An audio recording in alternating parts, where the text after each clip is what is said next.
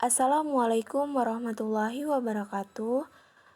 Baik, di sini saya Aryanita, NIM 2019 143575, kelas 4E PGSD, mata kuliah pendalaman materi VKNSD, dan tak lupa juga dosen pengampu Ibu Jumiati, Magister Pendidikan.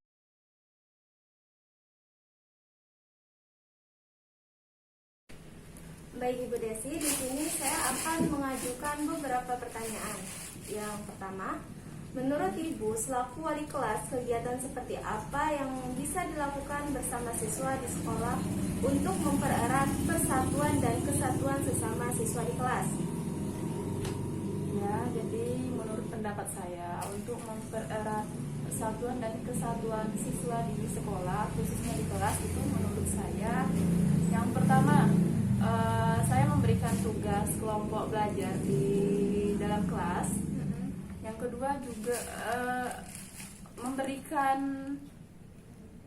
tugas piket bersama. Yang ketiga, saya mengajarkan kepada siswa untuk tidak saling membuli atau mengejek sesama teman-temannya. Gitu. Baik, yang kedua, menurut Ibu bagaimana cara menerapkan norma kesopanan di lingkungan sekolah? Menurut saya, untuk menerapkan norma kesopanan di sekolah, antara siswa itu yang pertama diwajibkan untuk mengikuti peraturan di sekolah. Yang kedua, memakai pakaian yang sopan, yang sesuai dengan aturan sekolah. Dan yang ketiga, saya mengajarkan kepada siswa untuk berkata yang sopan dan baik. Yang ketiga, selaku wali kelas, bisakah Ibu menjelaskan bagaimana pendapat Ibu tentang anak yang ingin bersekolah tapi tidak ada biaya, dan apakah peranan pemerintah dalam hal ini sudah maksimal? Jadi sebetulnya tidak ada alasan untuk tidak bersekolah ya pada zaman sekarang.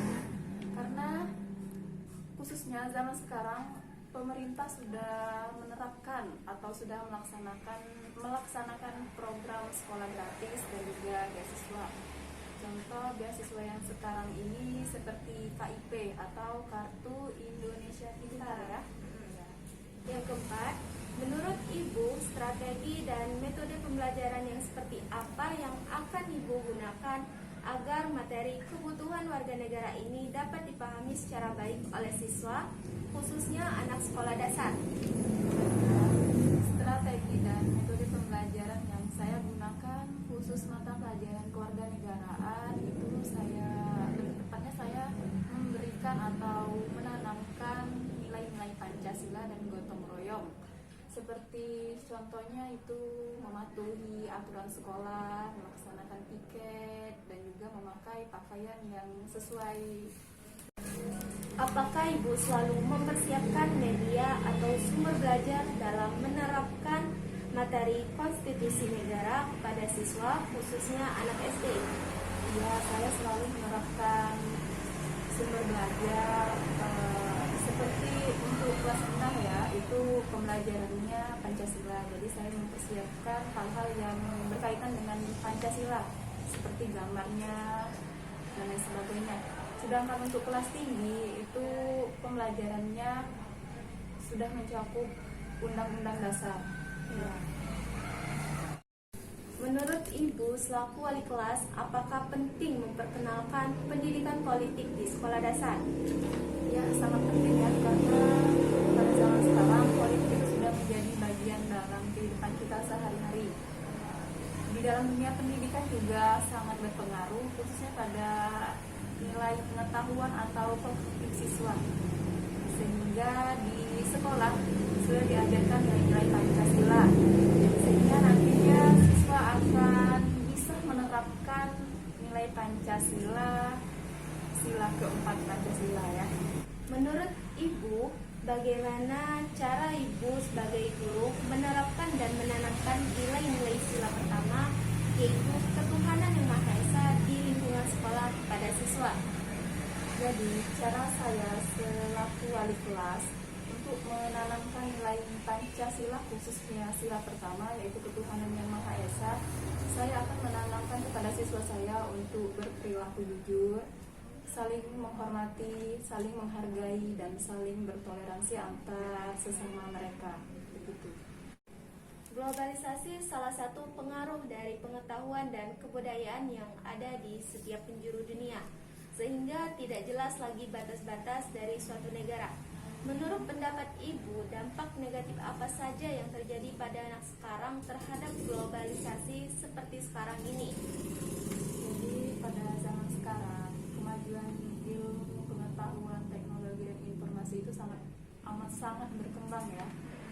Ada banyak sekali sisi negatif dan juga sisi positifnya.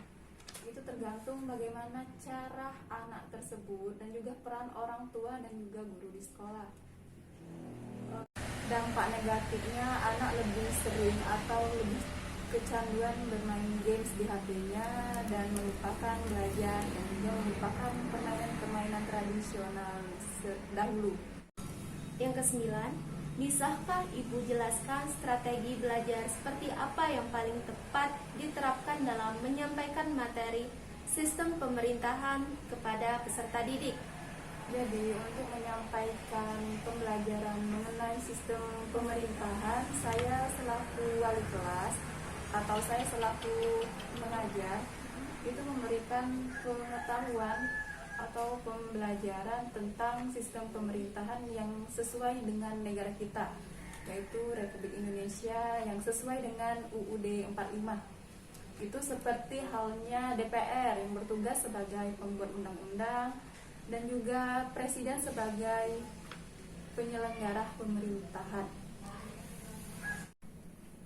Yang ke-10, bagaimana cara Ibu menghadirkan pembelajaran yang aktif, inovatif, kreatif, efektif, dan menyenangkan pada materi sistem politik Indonesia?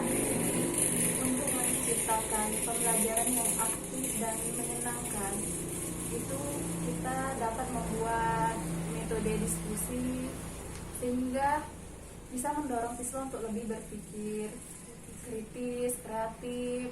Namun untuk pembelajaran sistem politik ini tidak mudah direalisasikan karena belum adanya materi yang berkaitan dengan sistem politik tersebut. Yang ke-11, bagaimana cara Ibu sebagai guru menyampaikan materi mengenai sistem demokrasi kepada anak didik, khususnya siswa SD? Sedangkan kita tahu bahwa siswa SD tidak akan begitu mengerti tentang demokrasi dalam kehidupan sehari-hari. Baiklah, untuk menyampaikan materi mengenai sistem demokrasi, saya selaku guru yang mengajar, saya akan memberikan contoh seperti menghargai perbedaan, karena sesungguhnya perbedaan itu bukanlah suatu kesalahan. Dan juga contoh lainnya seperti mengajarkan tentang tanggung jawab kepada siswa.